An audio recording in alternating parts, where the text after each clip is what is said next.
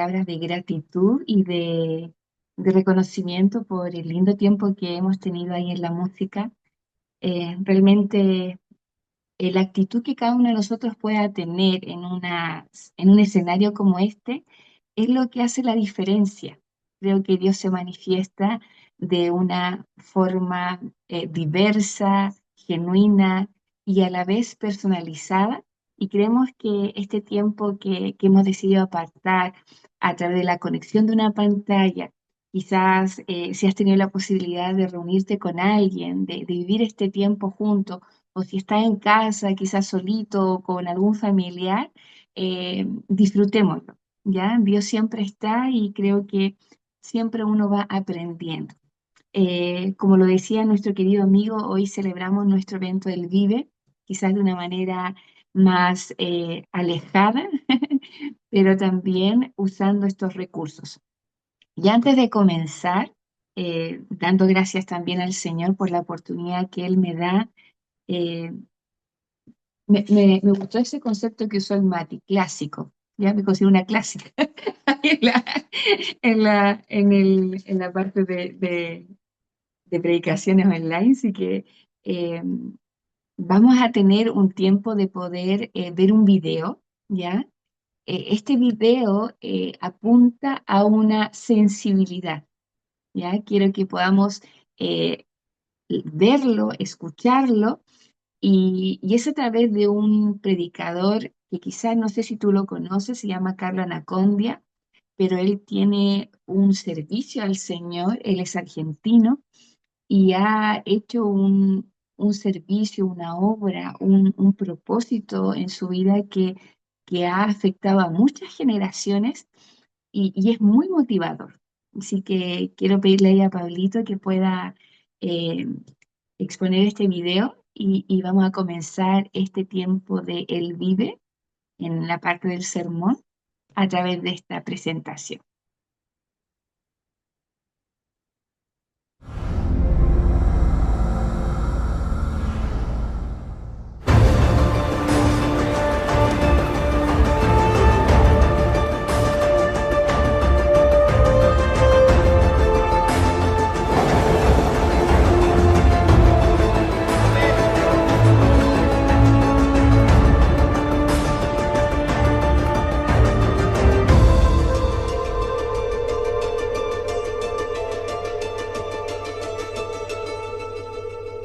Es un enorme placer saludarlos. Soy el evangelista Carlos Anacondia y quiero invitarlos a que me acompañen a lo largo de esta serie para que juntos descubramos cómo cumplir con la misión y el enorme privilegio que nuestro Señor Jesucristo nos encomendó como iglesia.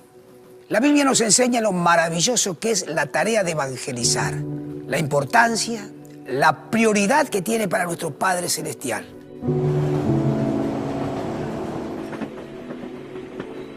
Mi caminar con Dios comenzó en el año 1979, cuando recibí a Jesucristo en mi corazón y junto con Él la vida eterna.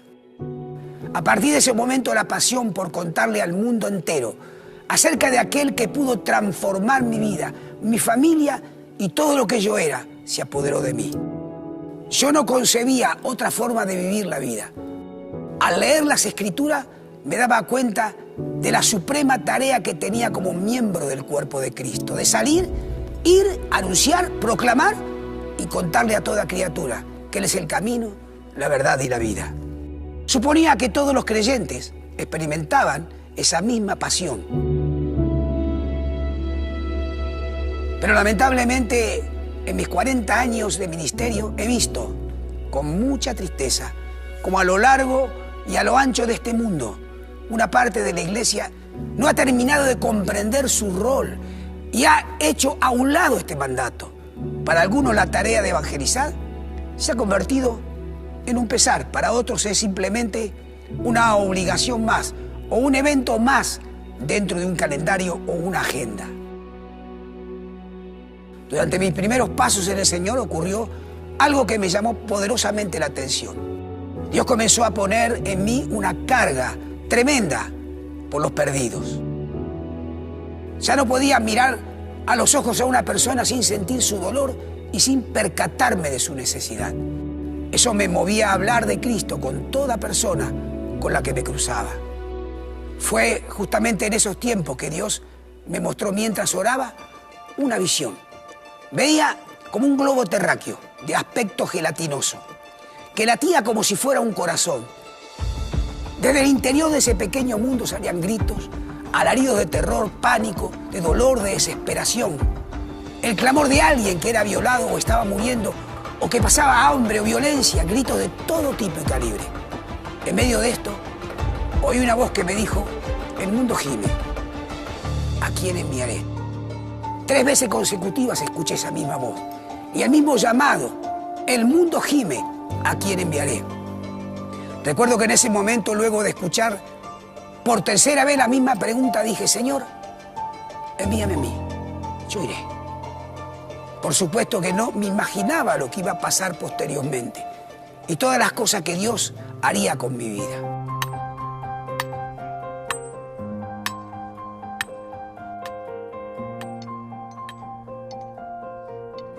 Nuestro Señor sigue con esta misma expectativa, buscando una iglesia que esté dispuesta a sacrificar su tiempo, no solo para organizar eventos evangelísticos, sino para interceder, para gemir, para clamar, para llorar por aquellos que están en necesidad.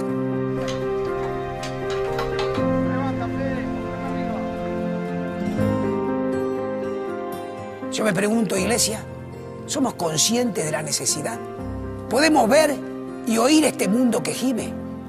Cuando caminamos por las calles de nuestra ciudad, cuando vemos los noticieros, cuando conversamos con este vecino, este familiar, ¿podemos sentir el dolor y la agonía de las almas sin Cristo, de una vida condenada por la eternidad? ¿O estamos muy cómodos, protegidos por las 4 paredes del templo?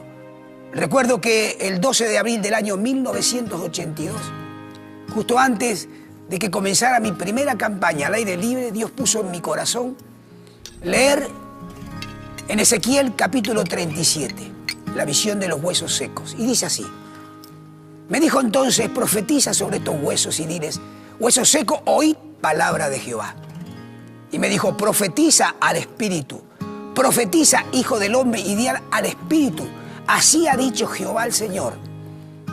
Espíritu, ven desde los 4 vientos, sopla sobre estos muertos y vivirán. Profeticé como me había mandado, y entró espíritu en ellos y vivieron, y estuvieron sobre sus pies un ejército grande en extremo. Eso es lo que dice la Biblia.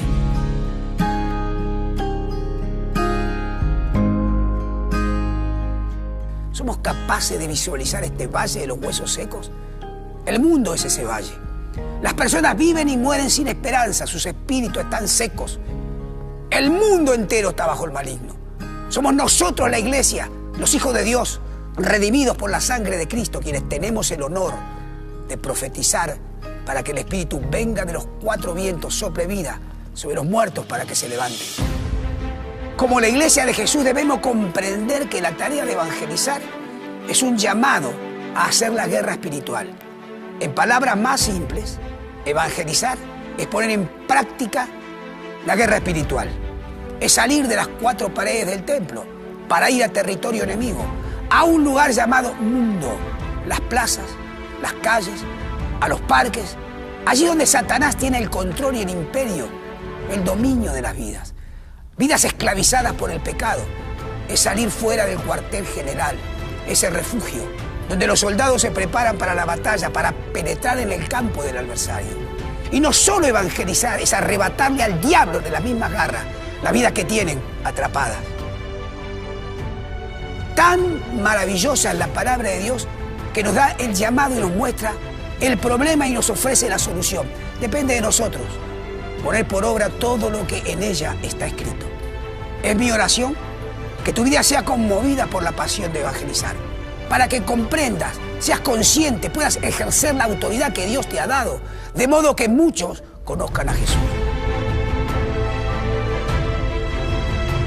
Todo comienza pidiéndole al Señor el poder ver como Él ve, sentir lo que Él siente por cada alma. Visualicemos ese ejército, grande en extremo. Antes huesos secos, ahora personas llenas de vida. Puedo asegurarte que no hay nada mejor en la vida que ser usado por Jesús para vivificar los huesos secos.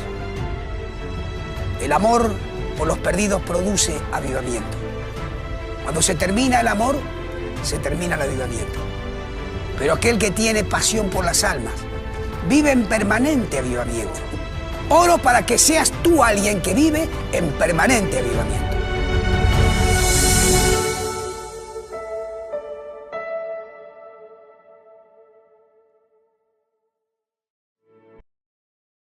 Gente linda, espero que lo que hemos podido compartir,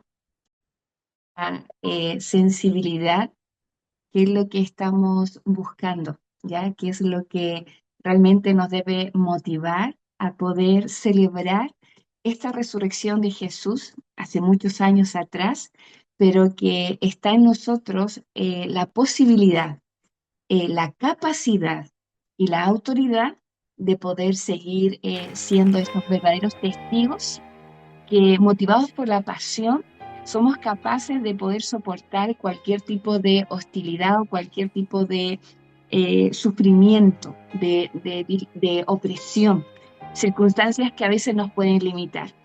Y quisimos comenzar con este video sensibilizando y resaltando que para ser testigo hay que tener pasión. Y la pasión es la que llevó a la iglesia primitiva, conformada por esos apóstoles y por esa cantidad de gente que recibía el mensaje de ellos, a no parar a pesar de la gran opresión que ellos vivieron en un principio, llamándose una gran persecución que se generó ahí en el capítulo 8 del libro de Hechos, que va a ser la cita bíblica que vamos a compartir hoy. Y decirte que la supervivencia de la iglesia cristiana siempre, siempre ha podido sostenerse y vencer gracias a la palabra que Jesús dijo. Y quiero leerte textualmente lo que dice Mateo 16:18, cuando Jesús se dirigió a Pedro. Y yo también te digo que tú eres Pedro, y sobre esta roca edificaré mi iglesia. Y esta frase es la clave. Y las puertas del Hades no prevalecerán contra ella. Esa es la clave de que el movimiento cristiano no frene, no se detenga, porque no hay nada que pueda oponerse a la expansión de la iglesia de Cristo. Ni siquiera las fuerzas poderosas que hoy día podemos ver, ni siquiera las tinieblas que en un momento pensaron que habían ganado ahí al ver a Jesús crucificado y sepultado en la tumba, nada pudo detener la obra y la expansión de la iglesia a través de hombres y mujeres naturales como tú y como yo. Por lo tanto, gente linda, hoy día vamos a hablar de que la expansión del Evangelio tiene su origen en el sufrimiento y en el poder soportar a pesar de las dificultades. Quiero invitarte a que puedas considerar lo que dice Hechos capítulo 8, del verso 1 al 7. Dice lo siguiente, y ahí es donde vamos a desarrollarnos en el día de hoy. Y Saulo consentía en su muerte. ¿En la muerte de quién? De Esteban. En aquel día hubo una gran persecución contra la iglesia que estaba en Jerusalén. Y todos fueron esparcidos por las tierras de Judea y de Samaria, salvo los apóstoles. Y hombres piadosos llevaron a enterrar a Esteban e hicieron gran llanto por él. Y Saulo asolaba la iglesia, y entrando casa por casa, arrastraba a hombres y a mujeres y los entregaba en la cárcel. Pero los que fueron esparcidos iban por todas partes anunciando el evangelio. Entonces Felipe, descendiendo a la ciudad de Samaria, les predicaba a Cristo, y la gente unánime escuchaba atentamente las cosas que decía Felipe, oyendo y viendo las señales que hacía. Porque de muchos que tenían espíritus inmundos, salían estos dando grandes voces, y muchos paralíticos y cojos eran sanados. Así que había gran gozo en aquella ciudad. En el cristianismo, el sufrimiento que algunos puedan tener o podamos tener por la fe en Cristo se puede convertir en una gran bendición para otros. Y quisiera que consideráramos a través de este pasaje bíblico algunas reacciones que vivió la iglesia primitiva en el sufrimiento, algunas respuestas que ellos tuvieron, algunas decisiones que tuvieron que experimentar frente al sufrimiento y a la opresión y persecución que se estaba desarrollando en ese momento. ¿Ya? Vamos a hacer una pequeña oración para pedirle al Espíritu Santo que nos siga sensibilizando y trayendo lecciones de vida para cada uno de nosotros los que estamos acá conectados. ¿Mm? Señor Jesús, te damos gracias por permitirnos experimentar tu presencia, por saber que nuestra fe nos conlleva a reunirnos en el nombre de Jesús, por amor a Jesús, creyendo de que tú estás en la vida de cada uno de nosotros. Queremos pedirte en esta hora que ilumines nuestro entendimiento, que nos permitas que nuestro corazón sea sensible a todo lo que tú quieras mostrarnos. Háblanos ahí a nuestra conciencia, a nuestra realidad. Háblanos de una manera personalizada. Permítenos aprender lo que tu palabra nos quiere entregar y toma el control de todo lo que pueda estar sucediendo, tanto en nuestra realidad personal como nuestro contexto familiar, ahí en los diferentes lugares donde estamos. Permite que la señal de Internet pueda ser viable, pueda ser firme y nada pueda obstaculizar lo que hoy tú quieras entregarnos a la vida de cada uno de nosotros. Gracias por los conectados, gracias por aquellas familias y personas que están reunidas a través de esta conexión online. Y solamente pedir que tu Espíritu Santo nos use y siga llenando nuestra vasija porque te necesitamos. Necesitamos de tu presencia. En el nombre de Jesús. Amén y amén. El libro de Hechos es un libro bastante interesante. Me encanta poder leerlo más de alguna vez. Y siempre uno se encuentra con cosas que traen bendición y que traen aprendizaje.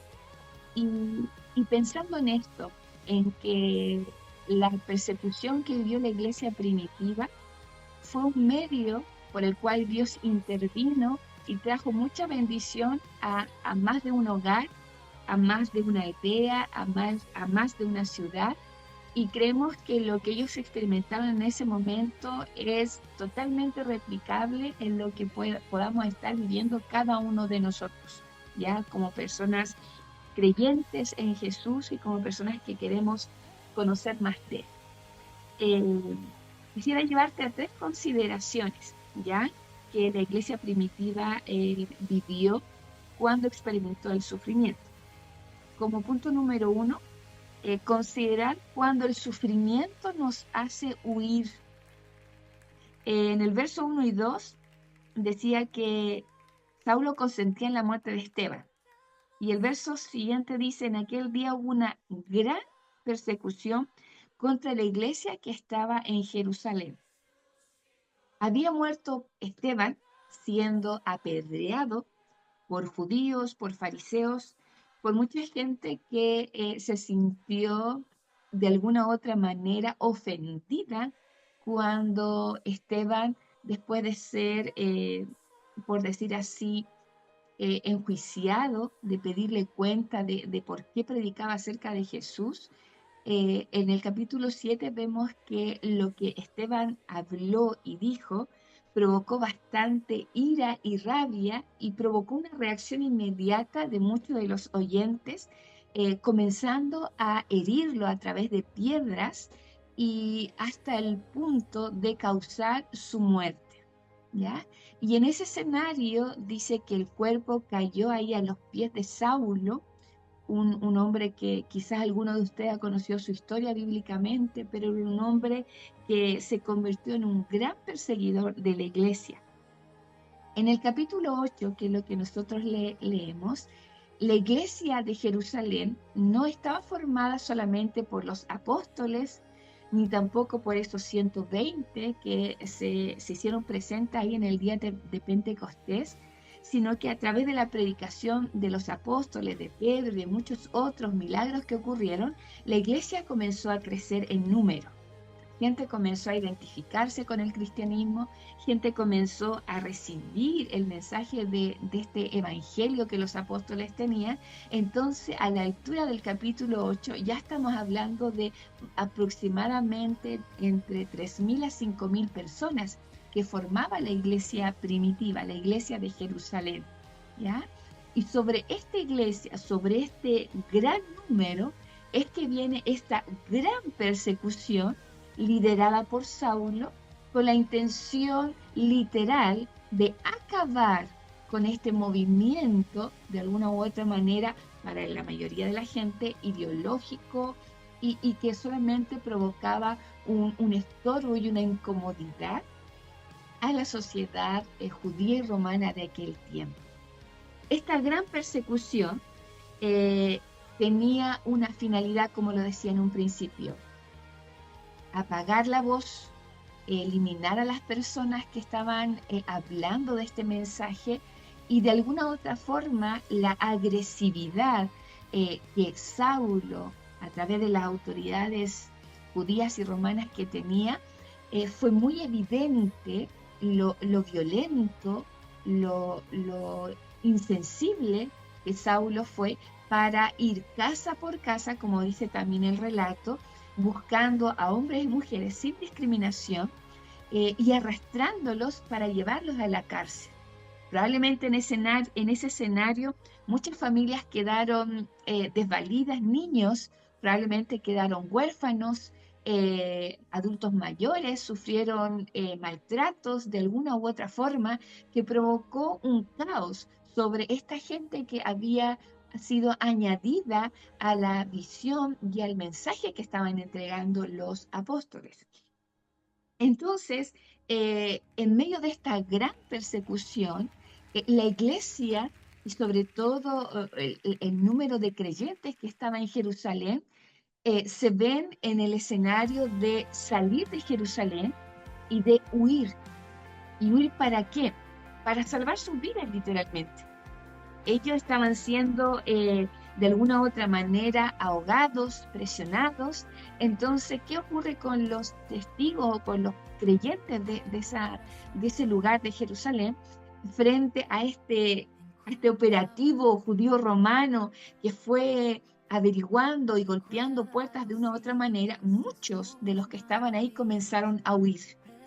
Y el sufrimiento que ellos estaban experimentando es totalmente válido y entendible que quisieran salvar sus vidas, ¿ya? Porque yo creo que es difícil pensar que alguno que estuviese viviendo una amenaza o algo en peligro se entregue a ese peligro, sino que naturalmente tiende a huir. Y eso fue lo que ocurrió con todos los que se sumaron a la iglesia de Jerusalén, pero es destacable que dice el texto que los apóstoles quedaron en Jerusalén.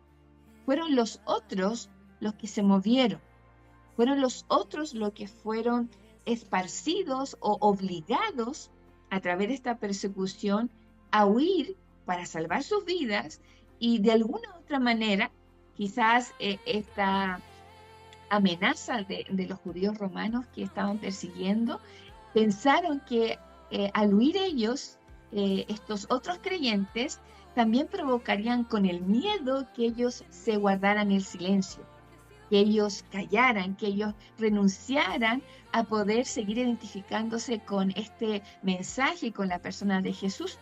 Pero el relato habla de que fue todo lo contrario. La iglesia es esparcida, comienza a expandirse y a poder llevar a cabo la gran comisión que Dios le había dicho ahí en el capítulo 1, cuando antes de que Jesús ascendiera. Y la persecución es algo inminente, es algo que no se pudo detener. La huida de muchos se hizo presente, pero el huir no significó que estos creyentes guardaran silencio, sino que todo lo contrario.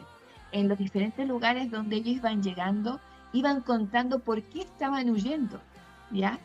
Y tiene que haber sido tal la convicción de ellos que no provocó el efecto contrario de una persecución que podría haber sido quedar en el anonimato, guardar silencio y callar frente a cualquier quizás amenaza visible que ellos podrían haberse imaginado, porque el miedo tiene que haber sido algo fuerte en ellos, ¿ya? Entonces, ¿qué quizás nosotros podríamos considerar? Que a veces huir no siempre es sinónimo de debilidad o de cobardía. Eh, Recuerdo que en la Biblia también registra personas que huyeron en caso de peligro. Por ejemplo, ahí en el libro de Primera de Reyes, capítulo 19, nos cuenta que Elías huye para salvar su vida ante la amenaza de Jezabel. Dice el verso 1:3, Acab le contó a Jezabel todo lo que Elías había hecho y cómo había matado a espada a todos los profetas. Entonces Jezabel envió un mensajero a Elías diciendo, así me hagan los dioses y aún me añadan, si mañana a estas horas ya no he puesto tu vida como la vida de uno de ellos. Él, es decir, Elías, tuvo miedo, se levantó y se fue para salvar su vida y vino a Berseba de Judá y dejó allí a su criado. Un profeta, un hombre que había vivido un milagro considerable, ante una amenaza, él huye. Y eso no es sinónimo de cobardía ni tampoco de debilidad. Y cómo no también considerar lo que experimentó Jesús cuando era bebé. ¿Ya? Cuando él recién nació, aparece un ángel que le habla a sus padres humanos aquí, como es José y María, y le dice que tome al bebé y que huya de Jerusalén porque Herodes iba a atentar contra ellos. Y eso lo encontramos en Mateo 2, verso 13 al 15. Dice, después que partieron ellos, he aquí un ángel del Señor apareció en sueños a José y le dijo, levántate y toma al niño y a su madre y huye a Egipto y permanece allá hasta que yo te diga, porque acontecerá que Herodes buscará al niño para matarlo. Aquí vemos dos ejemplos que gente o una persona o una familia huyó del peligro. Y en el huir no estaba escapando al propósito y al plan que Dios tenía, sino que todo estaba de alguna u otra manera siendo supervisado por la mirada de ese Dios omnipotente que estaba llevando a cabo su plan. Y en la iglesia primitiva, cuando ellos huyen, no debemos recordar que antes de que Jesús ascendiera al cielo, cuando habló con sus discípulos, les dijo, quédense en Jerusalén, quédense, esperen la promesa del Espíritu Santo. ¿Para qué? Para que los revista de poder. Y después dice ahí en Hechos 1:8, para que me seáis testigo en Jerusalén, en Judea, Samaria y hasta lo último de la tierra. Saben que hasta el capítulo 8, la iglesia primitiva lo que estaba haciendo era crecer en números, se estaba poniendo como gordita, ¿ya? De creyentes, que no es malo, porque no es malo que la iglesia prospere con almas que se vuelven al Señor. Pero estaban aún en Jerusalén y la misión que Dios le había dado a esos apóstoles y a los primeros creyentes era que se movieran de Jerusalén a otras regiones. Entonces aquí interviene este padecimiento que se llama persecución y obliga de una u otra manera a mover a la gente a otros lugares y es ahí donde comienza a expandirse el evangelio. Pero apuntando al concepto huir en el sufrimiento, creo que también nosotros debemos ser honestos cuando debemos huir de circunstancias que nos lleven a ofender a Dios. Hay cosas de las cuales tenemos que huir, por ejemplo, de conversaciones que no contribuyen, de prácticas que deshonran al Señor. A veces inclusive hay que huir de amistades tóxicas que nos apagan, que nos traen culpa, que nos traen cadenas. Hay que huir también a veces de circunstancias o de eventos donde uno puede discernir qué es lo que se viene más adelante. Huir, a veces las batallas no solamente se enfrentan, sino que a veces hay batallas donde se tiene que huir. Y esa victoria viene porque cuando nosotros huimos por agradar a Dios, es totalmente válido.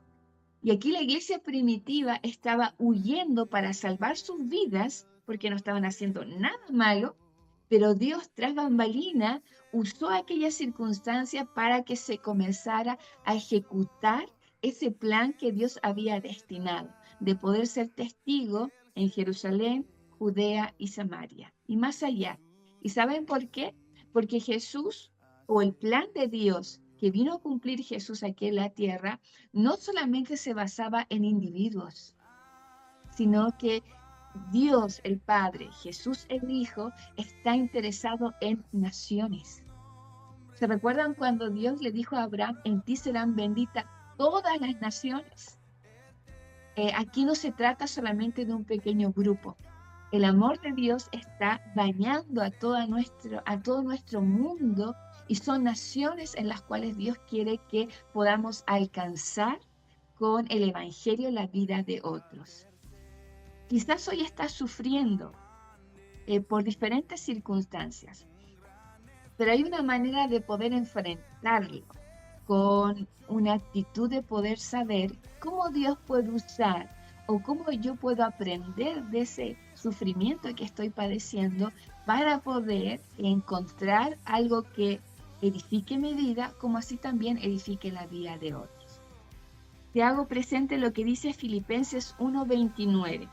Porque a vosotros es concedido a causa de Cristo, no solo que creáis en Él, sino también que padezcáis por Él. El padecer, el sufrir, va añadido en esta invitación a ser discípulo. Y hay muchas maneras de sufrir. La idea es que podamos padecerlo por nuestra fe, no padecer sufrimiento por nuestras malas decisiones. ¿Ya? Como punto número 2, cuando el sufrimiento desarrolla propósito de Dios en la vida del ser humano. En el verso 4 dice, del mismo capítulo 8, pero los que fueron esparcidos, dice, iban por todas partes anunciando el Evangelio. El texto bíblico no nos dice que aquellos que fueron esparcidos se escondieron, guardaron silencio y ahí terminó su historia, sino que dice que donde ellos iban siendo esparcidos, huyendo, porque estaban huyendo, ellos iban anunciando el Evangelio. Lo primero que ellos tendrían que haber dicho era por qué estaban huyendo, ¿ya? Probablemente contaron que llegaron a la casa, arrancó y se salvó de que los romanos lo tomaran y lo llevaran a la cárcel. ¿Por qué? Porque se estaban identificando con Cristo, ¿ya? La gran persecución trajo una gran expansión, creciendo en un alcance mayoritario del área, ¿ya? Porque no solamente estaba en Jerusalén, venía en otros lugares. Pero hay también algo destacable, que también hubo un aumento en el recurso humano. Es decir, que se levantaron nuevos evangelistas. Habían hombres, habían familias, mujeres que estaban comentando y hablando del mensaje del Señor, así como los apóstoles lo habían hecho. Miren, es curioso y es relevante de que los apóstoles quedaron en Jerusalén. Entonces, quienes expandieron el Evangelio a las otras aldeas fueron los que creyeron al mensaje de los apóstoles. No fueron los apóstoles directamente, fueron los otros, por decir así, el segundo grupo. Entonces, ¿ellos qué hicieron? Ellos salieron de Jerusalén, ellos llevaron a cabo la misión que Dios les había encomendado en un principio. Y es aquí donde aparece un personaje que es Felipe, ¿ya? Dice que Felipe fue el que llegó a Samaria y él comenzó en Jerusalén. ¿Qué es lo que hacía? Él servía las mesas. Él probablemente era parte de ese equipo que atendía las necesidades básicas del gran número de gente que formaba la iglesia en Jerusalén. Felipe era uno de aquellos que apoyaba y colaboraba al servicio y al ministerio que hacían los apóstoles. Probablemente él estaba encargado, no sé, de comprar, de enseñar. Había una labor local, una funcionalidad en su iglesia local, así como tú y yo lo tenemos en los diferentes ámbitos, ¿ya? Que servimos en algo, apoyamos en algo y tenemos una identidad con nuestra iglesia local. Felipe la tenía, pero piensa en esto, que a causa del sufrimiento, de la persecución que él estaba experimentando, él al huir, él al salvar su vida, él al tener que dejar su casa, dejar su iglesia primitiva, dejar a los suyos, huir literalmente sin ningún recurso que le pudiera decir, ya yo voy a la casa de un familiar, sino que él huyó. Él en ese proceso de salir, de persecución, de sufrimiento, él descubre el propósito por el cual Dios lo había llamado. Y que no era solamente para servir en Jerusalén, en la iglesia local, sino que él descubre que él puede predicar de una manera tan elocuente y de una manera tan prodigiosa que dice el texto que a través de su mensaje ocurrían milagros y prodigios. Habían sanidades. Fíjense lo que dice el verso 6 y 8. La gente unánime escuchaba atentamente las cosas que decía Felipe. O sea, la manera en que predicaba Felipe no era un alcance menor, era un alcance masivo, porque dice que todos escuchaban unánimemente con atención a lo que decía Felipe. Y fíjense lo que continúa diciendo, oyendo y viendo las señales que hacía, porque de muchos que tenían espíritus inmundos, salían estos dando grandes voces y muchos paralíticos y cojos eran sanados, así que había gran gozo en aquella ciudad.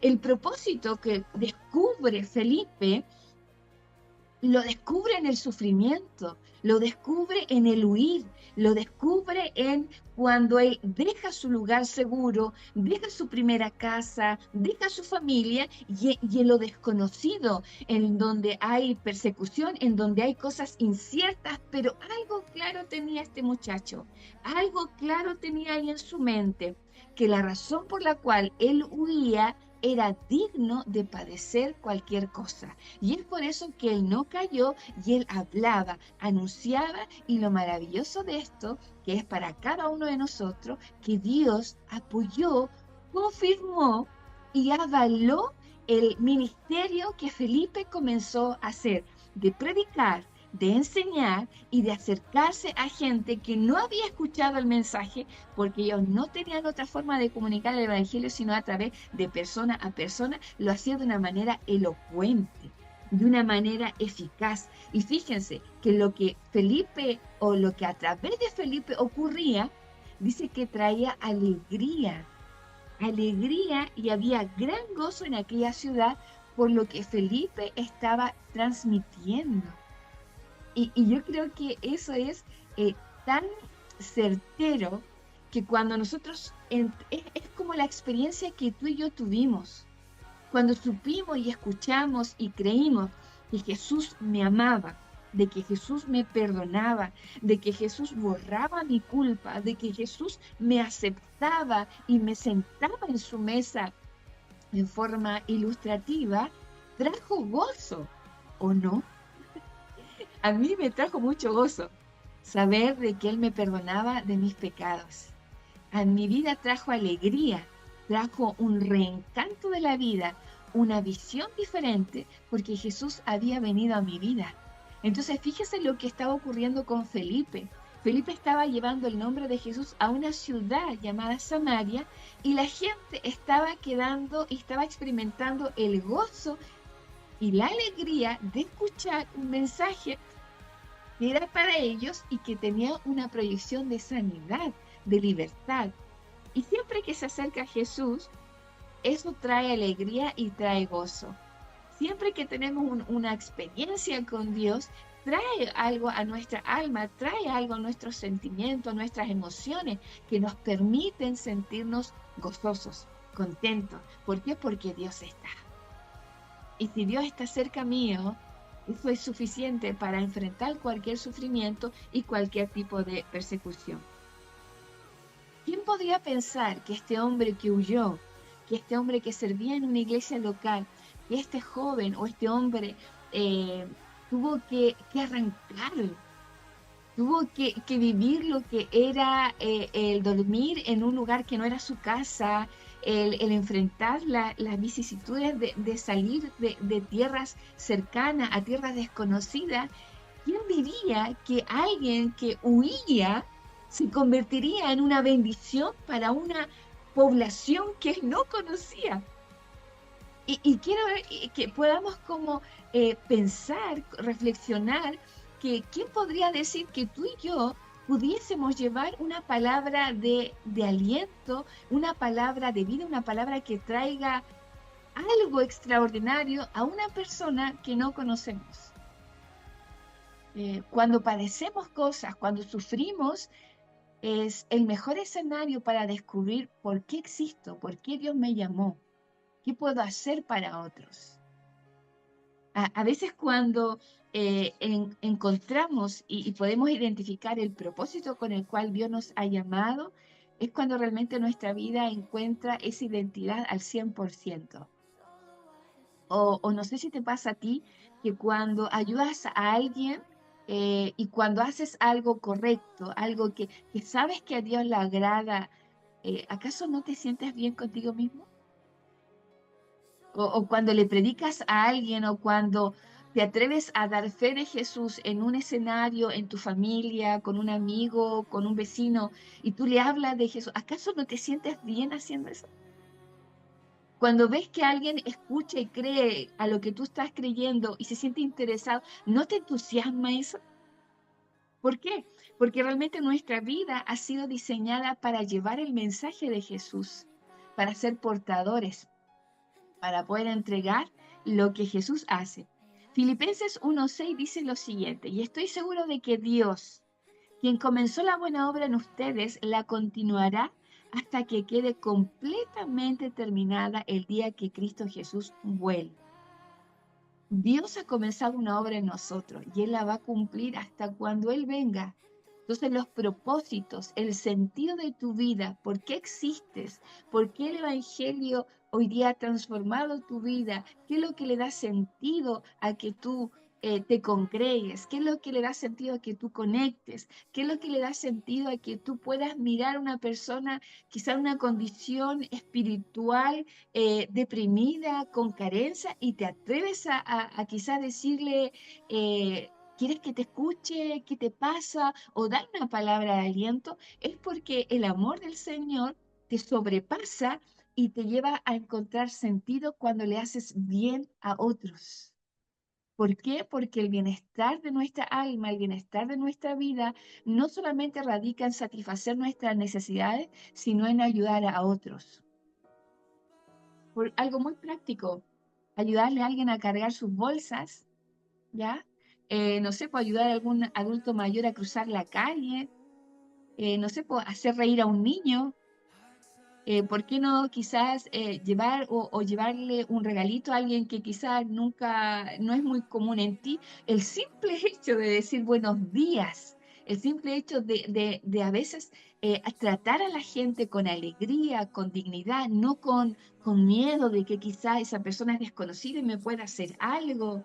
Tampoco es que seamos tan excesivos en la confianza, pero tenemos que irradiar algo que cautiva a las personas, darle la mano a alguien.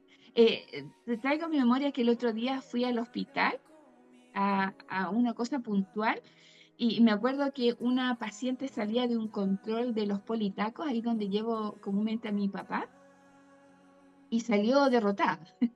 ¿Y sabes lo que le escuché decir? Dijo, bueno, hasta donde dure nomás. Así súper, muy depresiva, muy sin esperanza. Y yo me recuerdo haberla visto, y creo que es de pueblo de indio. Y la escuchaba y le empecé a preguntar, ¿y desde cuándo está padeciendo esto?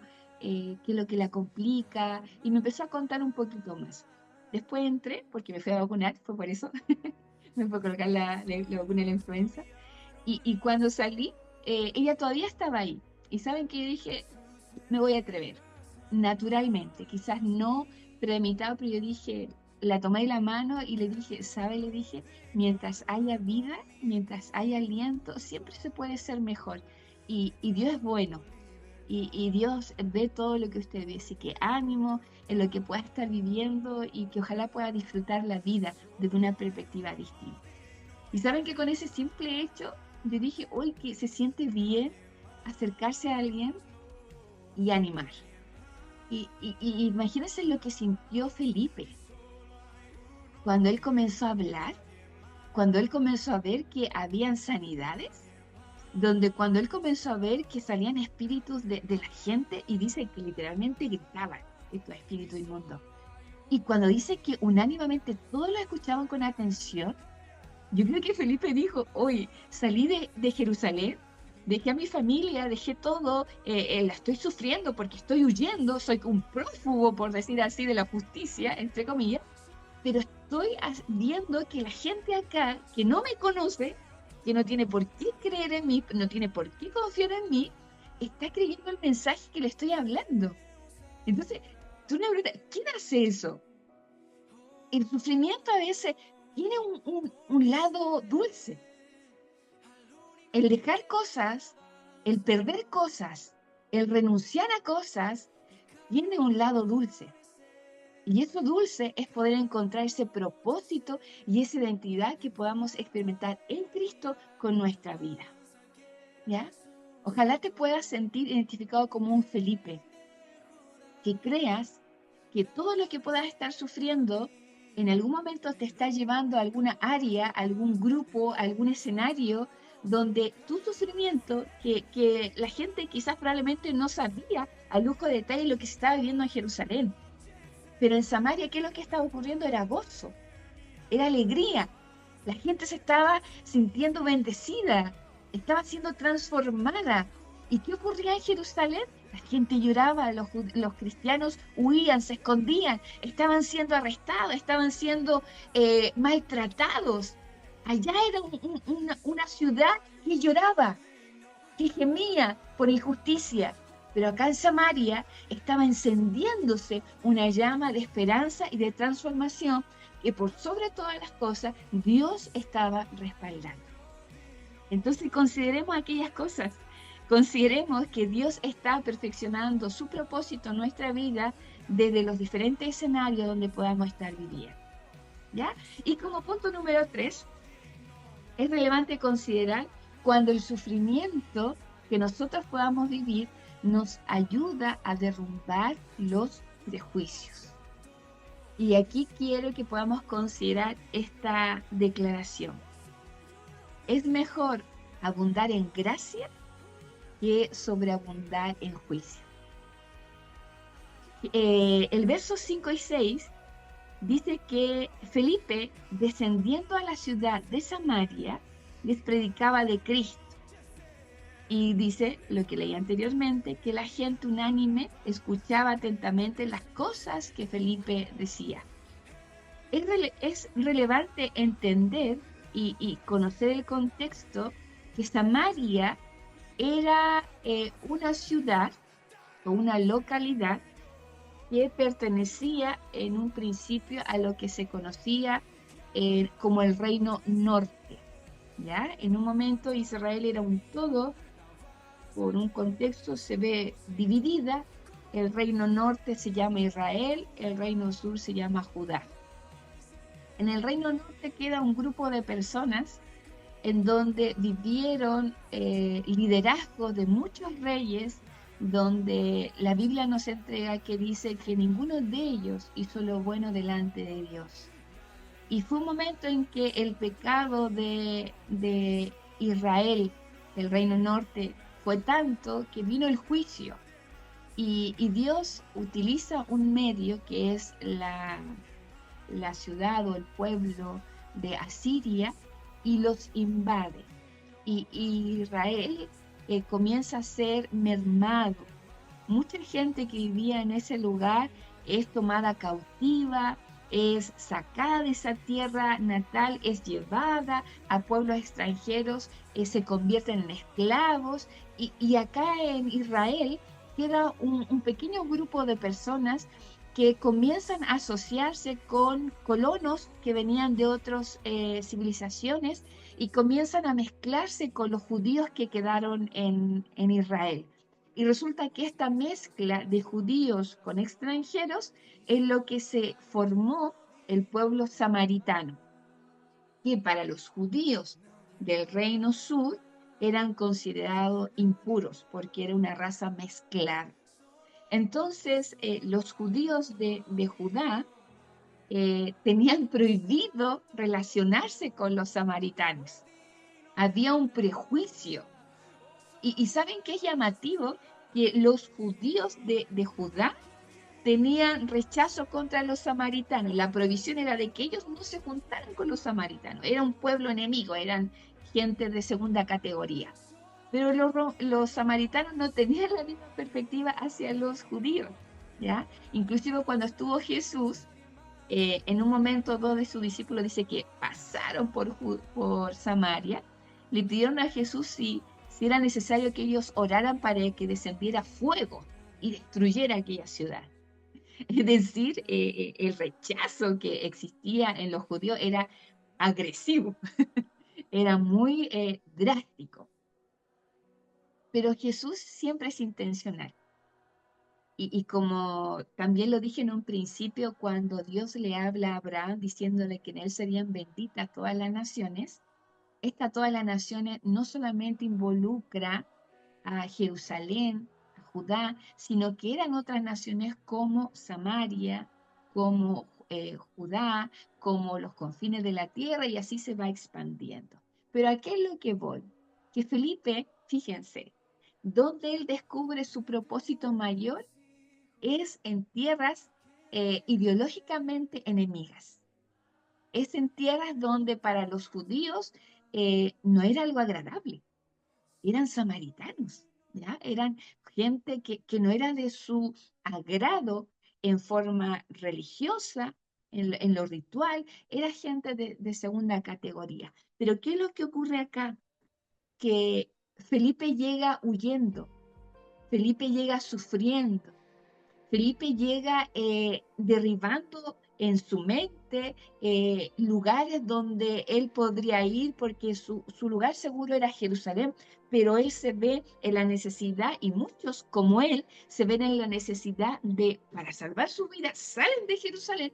¿Y con quién se encuentran? Con los samaritanos, con este pueblo, con este que los recibió, que los trató bien, que no los maltrató, que no los señaló, que no los expulsó de sus, por decir así, límites, sino que los recibió.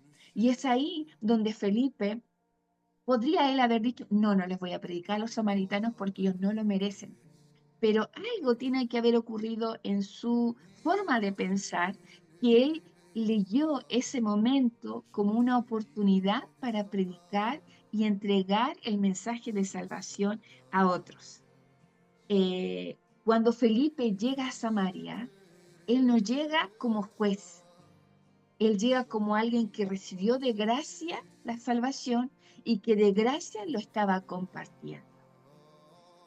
¿Somos prejuiciosos? ¿Eres prejuicioso? ¿Tienes algún tipo de prejuicio, algún tipo de persona? ¿Eres resistente a alguien? ¿Por qué te cuesta o por qué nos cuesta muchas veces lograr conectar? Cuando sufrimos, cuando sabemos lo que Dios nos ha perdonado, cuando miramos para atrás y vemos nuestro pasado no muy limpio, cuando sabemos que hemos sido pecadores y que aún así Jesús me amó y me permite ser una nueva criatura, tengo que acordarme de eso. Tengo que recordar por las cosas que yo he llorado delante de Jesús, pidiéndole perdón. Y en ese escenario, mirar al otro como alguien a quien también Jesús quiere perdonar y quiere borrar su maldad, quiere borrar su pecado, quiere borrar sus culpas, quiere borrar toda esa carta o esa sentencia o esa acta contraria a nosotros. El sufrimiento de sentirnos separados de Dios, el sufrimiento de sentirnos impuros, el sufrimiento de sentirnos señalados por otros, el padecer de que mi familia probablemente está en caos, de que en mi familia hay violencia, hay escasez, hay malos tratos, hay infidelidad, hay quiebres. El saber de que en mi casa, en mi hogar o en mi realidad he perdido muchas cosas, me he equivocado, no he hecho bien la tarea, por decir así. Cuando miro mis errores, cuando lloro por eso, cuando me arrepiento de aquello, puedo ser capaz de mirar ese sufrimiento hacia el otro de una manera igual que Dios lo mira. Los prejuicios, ¿saben? Lo único que hacen es separar. Los prejuicios nos pueden hacer sentir a nosotros superiores o inferiores. Y el prejuicio no suma en el reino del Señor. A veces podemos ser selectivos al momento de invitar a una actividad familiar o íntima conforme a gustos, conforme a afinidades, pero eso no debe ser llevado al momento de mirar a los otros o de tratar a los otros con dignidad. Te pregunto, ¿tienes resistencia contra alguien? ¿Contra algún grupo etario? ¿Contra algún tipo de persona? Creo que es bueno poder reconocer al Señor cuando tenemos estos temas íntimos que solamente están en nuestros pensamientos, pero que a veces con un desaire, con una mirada fría o con un protocolo que no te lleva a ir más allá, está señalando de que hay cierto prejuicio. ¿Y saben cómo se puede derribar eso? Acordándonos de qué es lo que Dios ha hecho por nosotros. Porque todos merecemos ser tratados de la manera en que Dios nos mira a nosotros. La iglesia primitiva estaba experimentando ahí en el capítulo o en el libro de Hechos una gran persecución, un gran sufrimiento. Pero esto era algo previo de la expansión que se vendría hasta hoy en día, que nos alcanza en nuestra realidad. Jesús sufrió en la cruz, padeció, encontró su propósito, porque él sabía que lo que venía y su propósito era morir en la cruz. Pero Jesús también derribó todo tipo de prejuicio que podría haber tenido contra nosotros. Y él vivió eso, ¿para qué? Para que nosotros, de manera simultánea, se estaba abriendo una enorme oportunidad para el ser humano para poder estar en paz con Dios. Y esa estar en paz con Dios nos permite estar en paz con nosotros mismos. ¿Por qué? Porque cuando entendemos y creemos que Dios nos ha perdonado a nosotros, podemos caminar con tranquilidad. Recuerdo cuando me convertí al Señor, una de las cosas de las cuales yo me avergonzaba, muchas noches le decía, Señor, Señor, perdóname por esto, perdóname por esto, perdóname por esto. Y lloraba en arrepentimiento, pidiéndole que Dios quitara esa culpa y me pudiera yo experimentar ese perdón.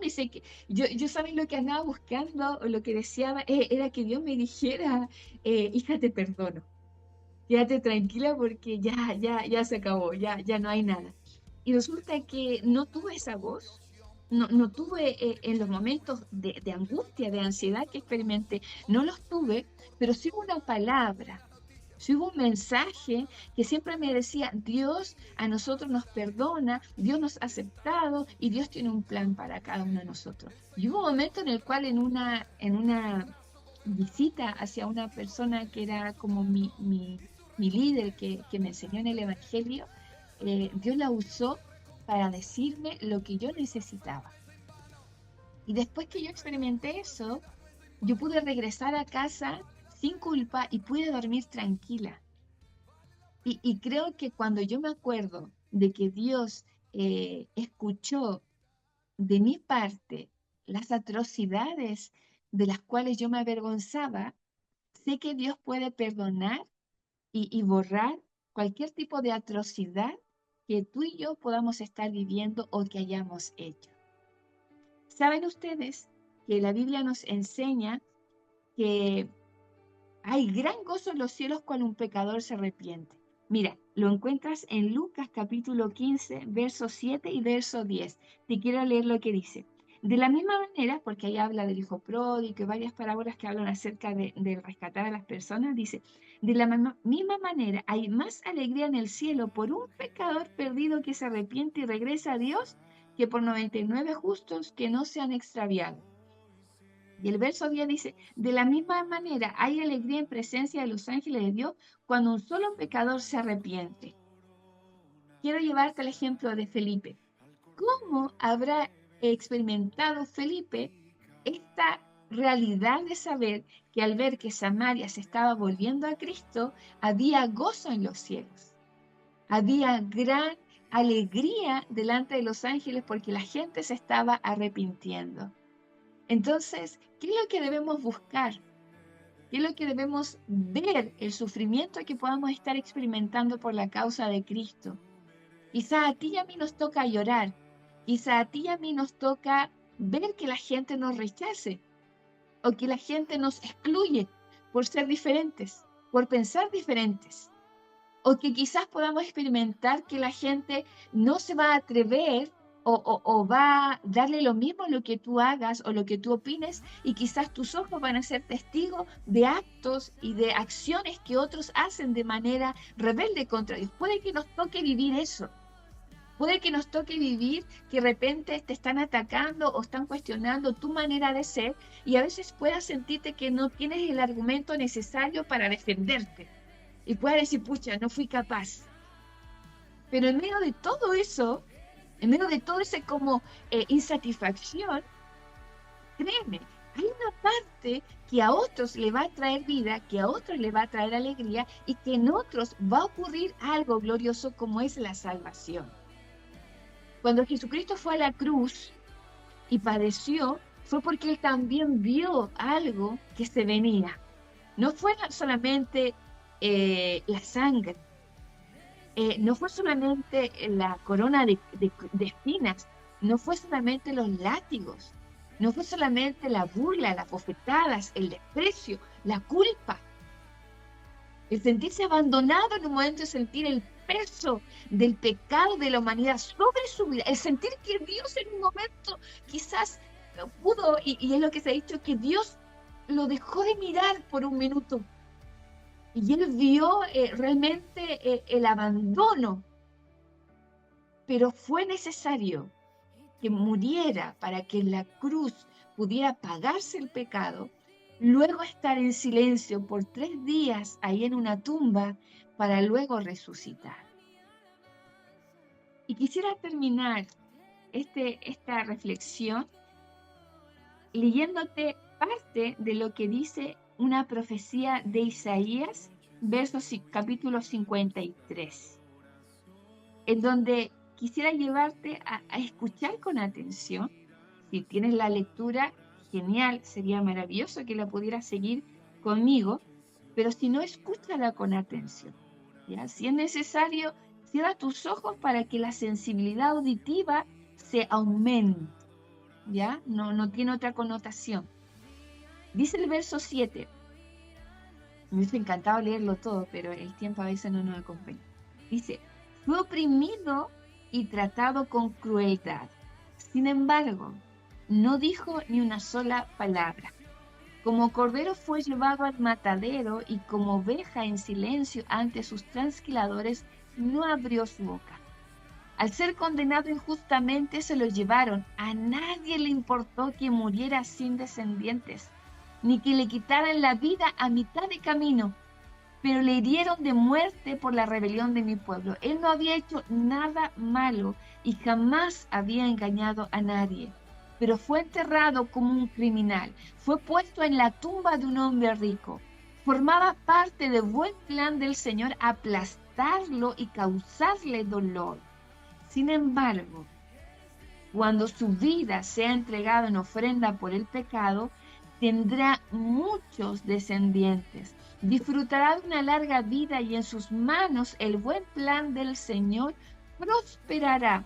Cuando vea todo lo que logró mediante su angustia, y quedará satisfecho, y a causa de lo que sufrió mi siervo justo, hará posible que muchos sean contados entre los justos, porque Él cargará con todos los pecados de ellos. Y mire, me detengo y vuelvo a repetir lo que dice el verso 11, perdón. Y cuando vea todo lo que se logró mediante su angustia, o sea, vea todo lo que valió la pena sufrir, dice, quedará satisfecho, y a causa de lo que sufrió mi siervo justo, hará posible que muchos sean contados entre los justos, porque Él cargará con todos los pecados de ellos. ¿Acaso el sufrimiento de una persona como Jesús a causa del sufrimiento de la iglesia primitiva de Jerusalén, a causa del sufrimiento de esos hombres que fueron y mujeres que fueron esparcidos por la persecución, ¿acaso no ha tenido un milagro aventurero de gente que conozca al Señor, de gente que produzca que la iglesia crezca y se expanda, crezca y se expanda? Preguntémonos, ¿acaso tu sufrimiento que puedas estar viviendo hoy no podrá ser que en un mañana traiga un beneficio para otros? Hay muchos testimonios de misioneros que se aventuraron en llegar a aldeas, a pueblos indígenas, a territorios que nadie ha ido, pero que les costó la muerte. Y fueron otros los que vieron el milagro que ocurrió a través de su entrega. Te invito a considerar algo. ¿Has perdido a alguien que fue muy importante en tu vida, que fue inspirador en tu fe en el Señor y que después de esa pérdida han venido beneficios a tu presente? Quizás no logras visualizar, pero a veces lo que tú tienes que perder, a veces es necesario, porque esa pérdida no es en vano, no es en vano, porque hay una ganancia que quizás tus ojos hoy día pueden ver o que quizás otros no puedan ver. Probablemente muchos de los que estamos aquí no vamos a ver hasta dónde va a llegar CFR como iglesia, pero vamos a dar nuestra vida por la causa de Cristo para que haya frutos. Y si muchos de nosotros tenemos que desgastarnos para que en una generación futura haya un vuelco y un tremendo avivamiento en nuestra ciudad de San Vicente, suframos por esa causa, suframos. Yo no sé si aquí hay abuelitos, ¿ya? Pero los abuelos, yo creo que si vieran a cada uno de sus nietos en el reino del Señor, sirviendo a Dios con alegría, con entusiasmo, yo creo que serán más que pagados, porque es una generación que se ama y que se desea lo mejor. Hoy quizás tú podrías ser capaz de escribirle una carta a un futuro hijo o hija que tú vas a tener. Quizás no estás con pareja, no tienes planes de novia, de novio, pero eres capaz de pensar en esos hijos que van a venir y que van a crecer impregnados de lo que tú un día hiciste por la causa de Cristo.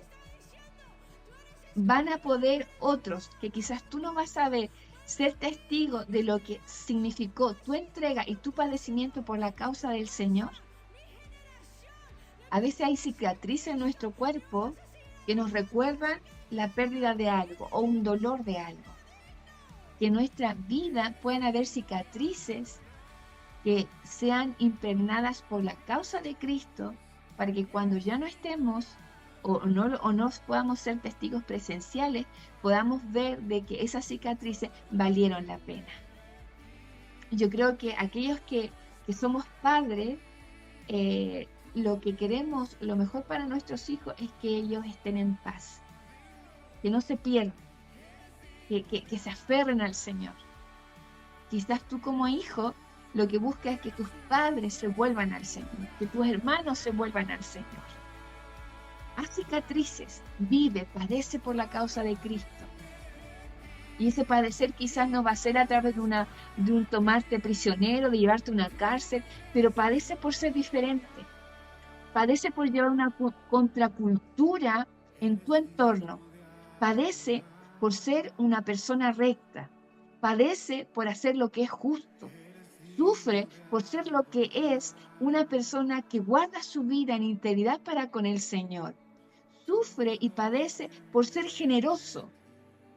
Padece por querer guardar tu vida para hacer lo correcto en esta temporada y en lo venidero. Sufre o padece por tratar de guardar los códigos éticos que el Señor nos entrega a nosotros, a pesar de que la mayoría haga otras cosas. Sufre por ser diferente. Suframos por ser diferentes. Suframos por la causa de Cristo para que otros puedan ver de que hay un poder que puede expandirse en todo lo que nosotros podamos estar viviendo. Te invito a orar. Te invito a orar ahí donde estás y podamos decirle al Señor, no quiero sufrir solamente por mis errores. Quiero saber lo que es sufrir por llevar una contracultura, por ser una vida diferente, por marcar un ritmo diferente, por decir que las cosas que uno vive se viven conforme a lo que Dios dice y no a lo que la mayoría dice. Señor Jesús, en esta jornada, Padre, queremos darte gracias porque nos permites desde este escenario comprender que el sufrimiento, tú lo viviste primero. Tú eres un hombre, o fuiste aquí un hombre que experimentó el quebranto y el aplastar de Dios, cargando la culpa de muchos, sin tener pecado alguno. Muchos se rieron, muchos se burlaron. Cuando hubo la posibilidad de salvarte de esa crucifixión, la mayoría gritó Barrabás en vez de Cristo, sabiendo que Barrabás era culpable de muchos delitos y tú solamente por decir que eras hijo de Dios. Pero ese sufrimiento, ese escoger equívoco, de alguna u otra manera siempre estuvo bajo tu soberanía, bajo tu conocimiento. Y fue ese padecimiento, ese sufrir agónico que quizás probablemente es difícil comprender o llevarnos a ese escenario y poder palparlo tan tangible. Pero lo que sí sabemos y no desconocemos que tu sufrimiento ha venido a ser lo dulce para nosotros. Señor, y de alguna u otra manera, cada uno de nosotros a veces ignora y creemos que el sufrir por la causa de Cristo solamente son limitaciones, solamente es decir no a muchas cosas, solamente es sentirse raro hasta a veces por identificarnos con Cristo, pero Señor, hay una gran ganancia, hay una ganancia eterna. Y quiero pedirte en esta hora que si alguno de las personas que han conectado se encuentra en un escenario de sufrimiento, que pueda mirar con los ojos buscando aquel propósito con el cual estamos viviendo lo que estamos experimentando. Ayúdanos a recordar que se trata de gracia y no de juicio. Ayúdanos a ser conciliadores y no a resistir a aquel prójimo que está a nuestro lado. Como lo dijiste tú, que el que esté libre de pecado que lance la primera piedra. Pero tú nos llamas, Señor, a saber de que si padecemos por la causa de Cristo, podremos ver en nuestra generación, como así también en las venideras, un fruto maravilloso. Y Señor, enciende en nosotros esa pasión por las almas. Enciende en nosotros esa pasión para que esa parte de mi familia que aún no te conoce pueda volverse a ti.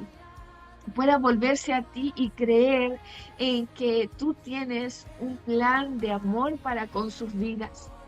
Ayúdanos a ver en nuestros cercanos el dolor de su alma, el dolor de su espíritu y poder, Dios, ser como Felipe.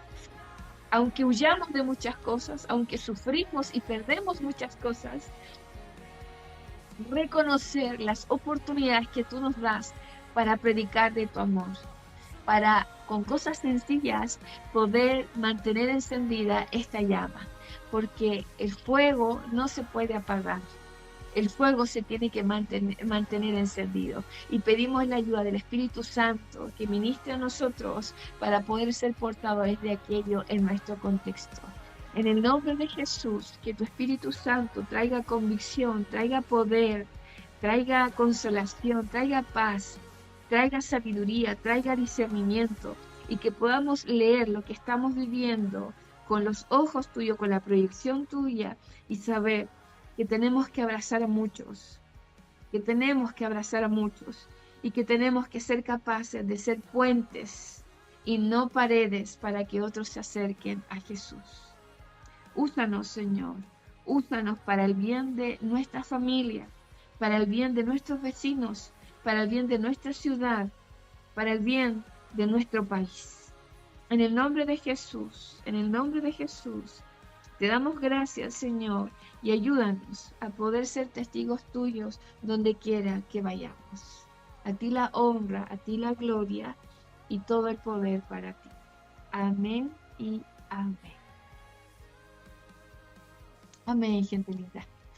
Que Dios nos siga iluminando, impulsando y, y que podamos celebrar esta resurrección de Jesús, esto de saber de que Él vive en medio de nosotros para poder saber que lo que podamos estar viviendo en Jesús puede tener una connotación de salvación a la vida de muchos. No nos neguemos y creamos que lo que Dios está haciendo en ti es para alcanzar a muchas personas. ¿Mm? Gracias por la atención. Un besito, ¿ya?